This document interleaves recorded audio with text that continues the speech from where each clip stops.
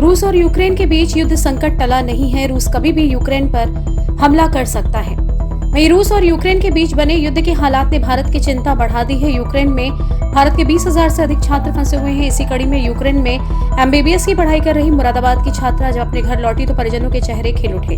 दरअसल civil lines थाना क्षेत्र के चंद्रनगर में रहने वाले राजीव गुप्ता की पुत्री शिवांगी गुप्ता के यूक्रेन से घर वापस लौटने पर परिजनों के चेहरे खिल उठे हैं, क्योंकि जिस तरह से रूस और यूक्रेन के बीच हालात बने हुए हैं उससे यूक्रेन में पढ़ाई कर रहे भारतीय छात्र छात्राओं के परिजन काफी चिंतित हैं। वहीं यूक्रेन से घर वापस लौटी छात्रा शिवांगी ने कहा कि वो भारत सरकार से अपील करना चाहती है कि वहां पर फंसे छात्र छात्राओं को अपने देश में बुलाने के लिए सरकार ठोस कदम उठाए, क्योंकि वहां के हालात ठीक नहीं और खाने पीने की समस्या भी वहां पर छात्र छात्राओं के सामने बनने लगी है। साथ ही उन्होंने कहा कि वो जिस यूनिवर्सिटी से पढ़ाई कर रही वहां का प्रबंधन भी अब वहां पर फंसे छात्र छात्राओं की मदद करने में असमर्थ नजर आ रहे हैं। तो वहाँ पे जो है बच्चों अब सब लोग यही वेट कर रहे हैं कि इवैक्यूएशन हो, और एयरपोर्ट की साइड जितने भी बच्चे फंसे थे उनको एम्बेसी ले गई, लेकिन अब एम्बेसी में भी जगह नहीं बची है बच्चों की हेल्प के लिए।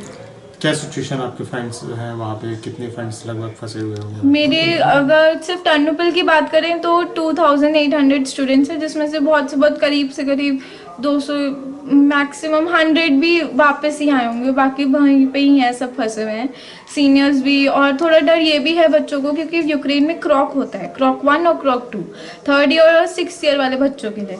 तो अब मैं भी 3rd ईयर में हूँ, मुझे भी डर है मेरे क्रॉक का, बट लाइफ से ज़्यादा कुछ नहीं लगा मुझे, इसलिए मैं वापस आई। और वहाँ पे बच्चे अभी भी इसलिए रुके हुए हैं कि हमारी डिग्री का क्या होगा, मेनली 6th ईयर के वाले बच्चों की, उनको डर है कि हम 6 साल बाद अपनी डिग्री खो देंगे, क्या होगा।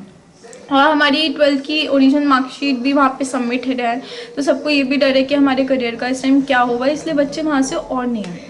आपके फ्रेंड्स वहाँ पर किन हालात में इस वक्त, क्या सिचुएशन है? वो लोग बेसमेंट में ज़्यादा हैं और अपना सूटकेस लेके चल रहे हैं, जहाँ पे भी चल रहे हैं, क्योंकि सबको बोल दिया है कि कभी भी इवैक्यूएशन हो सकता है।